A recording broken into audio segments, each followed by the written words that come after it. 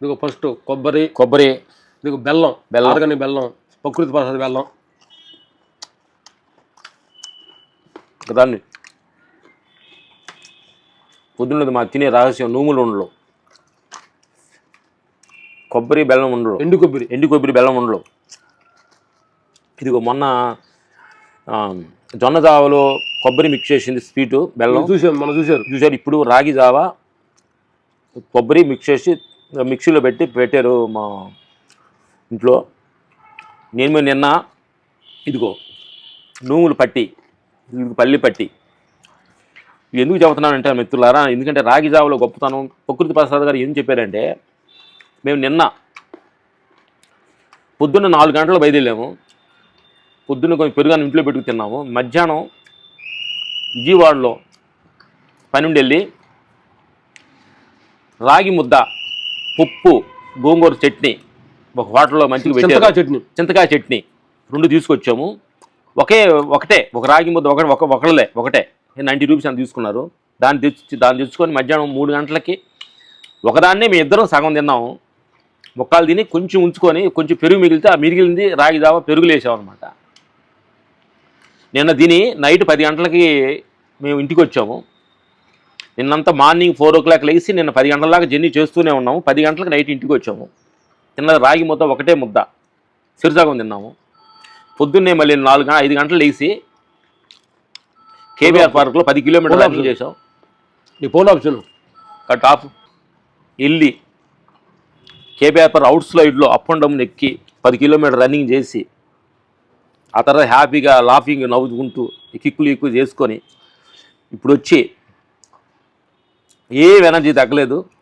ఇప్పుడు వచ్చాము, ఈ రాగి జావ తాగుతున్నాము. ఎందుకంటే నా మిత్రులారా, ఆహార నియమాలు కానీ మనం కరెక్ట్గా మనం పాటించగలిగితే ఎంత పైన చెయ్యి, ఏమేం చెయ్యి, హ్యాపీగా ఉంటాం అనమాట. అందుకని ఆహార నియమాలు అనేది చాలా చాలా ఇంపార్టెంట్. అన్నిట్లో కల్లా ఆహారం కానీ మనం కరెక్టైన ఆహారం తీసుకోకపోతే స్టమక్ తేడా వస్తే నువ్వు ఏ పని చేస్తున్నా కానీ ఇరిటేషన్ తోటి క్రియేట్ అయ్యి యాక్చువల్గా జర్నీ చేస్తున్నా కార్లో జర్నీ చేసేటప్పుడు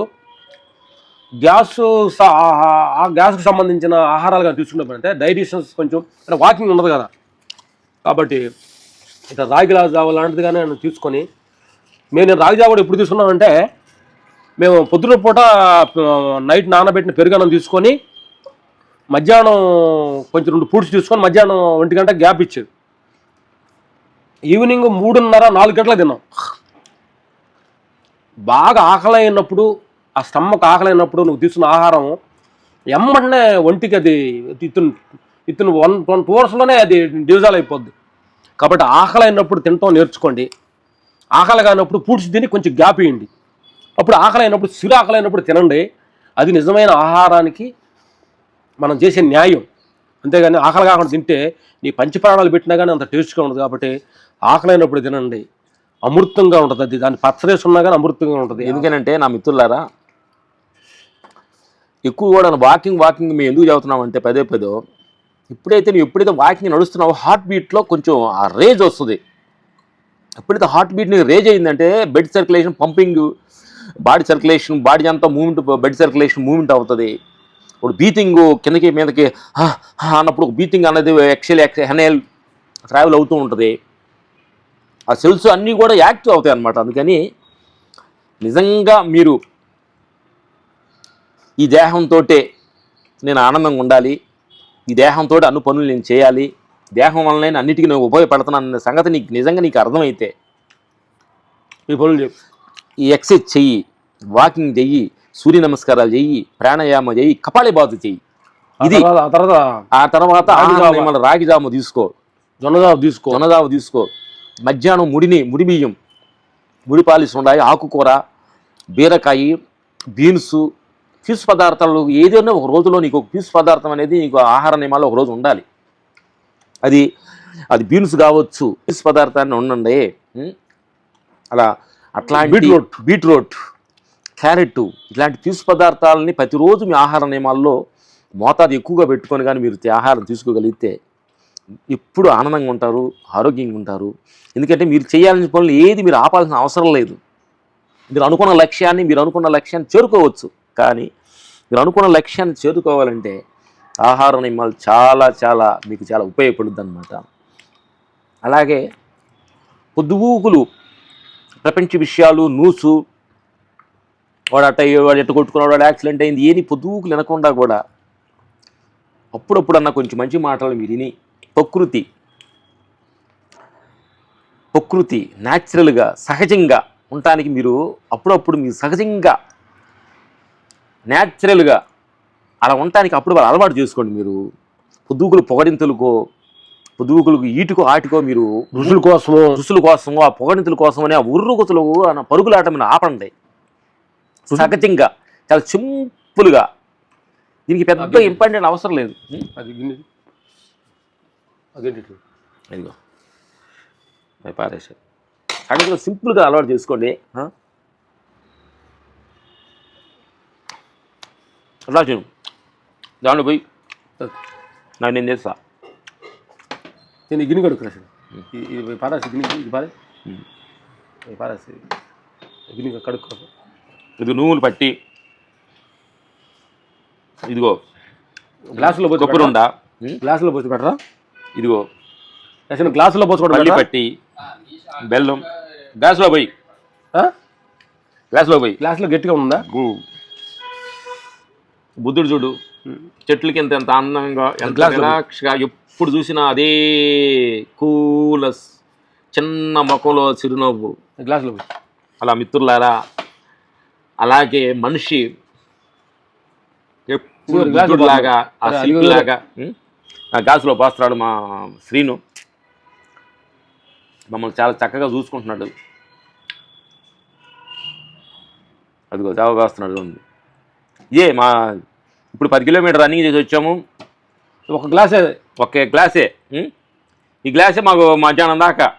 ఇప్పుడు ఎందుకంటే ఇప్పుడు ఇలాంటి తీసుకున్నాం అనుకోండి, మధ్యాహ్నం బాగా ఆకలి అవుద్ది, మీరు తినొచ్చు అనమాట. ఇది చూడండి, ఇదిగో మిత్రులారా, ఏం లేదు, పొద్దున్నే ఇడ్లీలు దోశలు తినండి మీకు ఇష్టం వచ్చినప్పుడు. కానీ ఏదో ఒక రోజు పెట్టుకొని తినండి, మీకు ఇష్టమైంది ఏదైనా ఒక 1 వీక్లో. నేను ఒక 1 వీక్ ఇడ్లీ తింటాను, ఇడ్లీ ఒక రోజు తింటాను, నెక్స్ట్ వీక్లో పూరి తింటాను, నెక్స్ట్ వీక్లో దోశ తింటాను అని ఒకరోజు మీకు నచ్చిన ఫుడ్ తినండి. కానీ 6 డేస్ దేహం ఏం అవసరమో, ఎందుకంటే మీ నోరు రుచిగా ఉందని తిన్నారనుకోండి, కడుపు యాక్సెప్ట్ చేయాలి కదా. కడుపుని కూడా అడగండి మీరు, అమ్మ నేను ఈ ఫుడ్ తింటున్నాను, నీకు ఇబ్బందే కాదా అడగాలి. కడుపుని అడిగితే అప్పుడు అది ఆ క్లారిటీ ఇస్తుంది అనమాట. అందుకని మాకు సీను స్కూన్లు ఇస్తున్నాడు. మేము మిమ్మల్ని తిని ఈ జావ తాగుతూ మిమ్మల్ని పళ్ళు ఊరించడానికి కోసం మేము నిర్ణయించుకున్నాం. స్కీన్ తీస్తే సీను మేము తినేది కూడా చేస్తానని మేము అనుకుంటున్నాము. చేసుకునేది ఇంకో 2 స్కూన్లు, ఒకటే ఉంది 2 స్కూన్లు, ఇంకోటి ఉంది ఇంకో స్కూన్. అది అప్పుడులాగే బుద్ధుడిలాగే ప్రతి క్షణం ముఖంలో చిరునవ్వు ఉండాలి. లాస్ వచ్చినా లాభం వచ్చినా, నిన్ను తిట్టినా నిన్ను పొగిడినా, ఈ దేహంలో ముసలితనమైనా, ఈ దేహంలో రుగ్మతులు వచ్చినా, కానీ ఆ ముఖంలో చిరునవ్వు ఉండాలి. అంటే నువ్వు ఆత్మస్థితిలో ఉండాలి. మిత్రులారా, ప్రపంచ విషయాలకి, సంసార విషయాలకి, దేహం విషయాల్లో కొంచెం అతీతంగా ఉన్నప్పుడు ఆత్మస్థితి, ఈ మూటిని అతీతంగా ఉండవాడే ఆత్మస్థితి అంటారు. ఆత్మస్థితి అంటే సపరేట్గా ఏమి కోర్సు ఏం లేదు, ఈ మూటిల్లో ఉండు, కానీ వాటిలోనే ఉండబాక. ఓకే, తాగుతున్నావు, సింధి చేస్తున్నాను.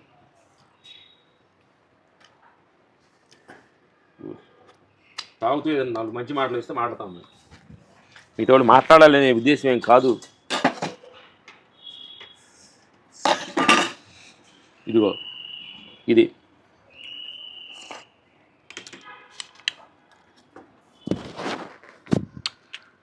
రేపు కావాలంటే దీన్ని ఎలా మిక్సీ పెడుతున్నారు, ఎలా నానబెడుతున్నారు అనేది కూడా మీకు డీటెయిల్స్ కూడా మీకు ఇస్తాము.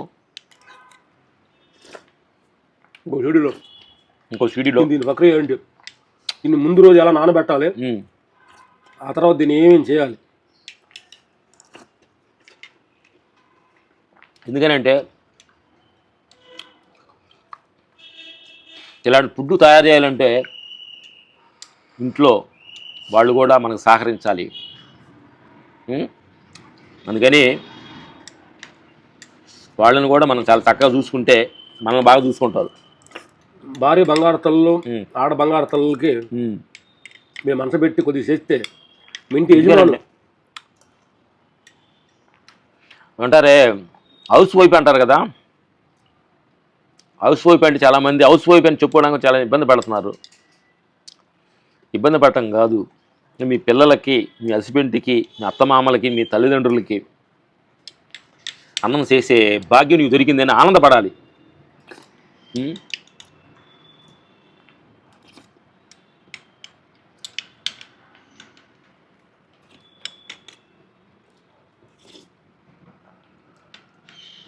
రోజు పంచపరమాణాలు తినాలనే కోరికలు పెట్టుకోవద్దు మీరు.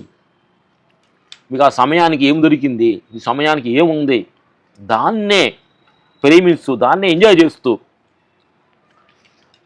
తొందరపడకుండా నిదానంగా తింటూ ఎంజాయ్ చేయండి.